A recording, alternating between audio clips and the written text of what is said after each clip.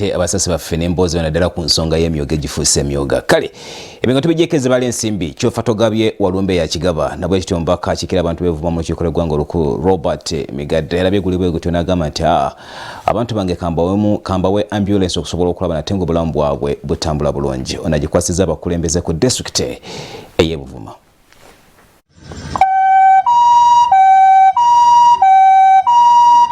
Abakulembeze mu district y'e Buvuma basiimye omubaka Robert Migadde Ndugwa abakiikirira mu parliament olw'okubagulira ambulance ey'okuttaka esookedde ddala mu bizinga by'e Buvuma. Ambulance eno Migadde agikwasizza abakulembeze okuli RDC w'e Buvuma Godfrey Tirulya, akulira abakozi ba gavumenti Moses Oshuna, akulira ebyobulamu Dr. Beka Kanyike, ssentebe wa district Adrian Waswa Dungo n'abalala ku yafeesi eya RDC. The gift he has given Buvuma this week.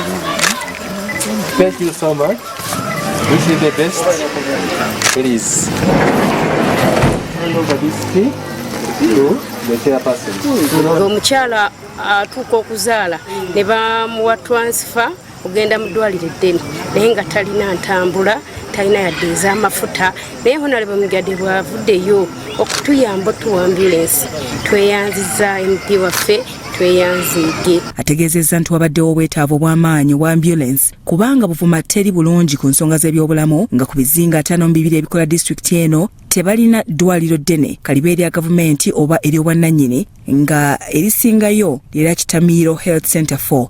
Dr. Kanyike agambye nti beetaaga ambulance ez'okuttaka 2 okuli ey'okutambuza abalwadde nga bali e Buvuma n'ey'okubajja ku mwalo ekiyinde bongereyo ku ddwaliro eddene Jinja Kawulo n'awalala. Bino ebijjidde nga abakulembeze kye bajje bave mu kafuba mu lukiiko olw'oku mutimbagano kiyite Zoom meeting. N'abakulu mu ministry y'ebyobulamu nga basaba ambulance ey'oku mazzi gavumenti gye yagulira ab'e Buvuma bagitwale yeekole ogwagiguzisa bave mu kugisimba entebe gy'etalina mulimu. Akafubo kano ku ludda lwa ministry keetabiddwamu ne kamisona w'ebigwa bitalaze Dr. John Baptist Mwanyaye nga bano babadde batiisa ambulance okubbibwa ng'etwaliddwa e Buvuma wadde nga e Buvuma baasuubiza okubawa obukuumi. Bagambye nti amafuta mangi ageetaagisa bwe baya kuva Ntebe okugenda e Buvuma nga wabaddewo obwetaavu songa tebasobola na kutuuka mu budde. Tuzze tusaba ambulances.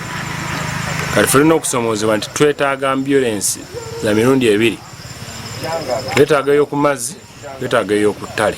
Naye ate n'ez'oku ttale weetaaga 2. Kuba webeera nga ambulance etambula kuno ng'ereeta abalwadde mu ddwaliro tesobola ate kujja kuno mulwadde kumutwala Buyuko oba ku lifaaro beerugazi. Kitegeeza nti ekiyindi walina okubeerawo ku Buvuma kulina okubeerako ku mazzi kulina okubeerako. Shona abadde atugambye nti egenda kusinziiranga Entebbe eryoke edduukirira abantu beena abalwadde. Ne tumubulira ebituufu nti okuva Entebbe ambulance y'oku mazzi tesobola kudduka ku speed nejja rescuing obulamu bw'omuntu ali eno ku kizinga ky'e Buvuma. Kuba waliwo nti okuva Entebbe eryato litwala liters 3.5 eza diesel and petrol. Kakati netulaba netumusaba nga tumubulira ebizibu bye tulina nti ambulance eba yakuweebwa Buvuma ebe abantu fe ab'e Buvuma tugenda kugikuuma nga nze RDC tesawo security for that ambulance, water ambulance. Eri Ntebbe okugikubira essimu tekisoboka kuba Buvuma network teri buli wonna. 2 netukabagamba nti ate amafuta genywa ngeva Ntebbe okujja okukima mulwadde mutwale ekiyindi ate de Entebbe eba teri cost effective. So commissioner akkiriza tibo ba ambulance bagikola nga buli wetwala mulwadde enakosa liters 15. Bya Eric Iga, Salt TV, Omunyo.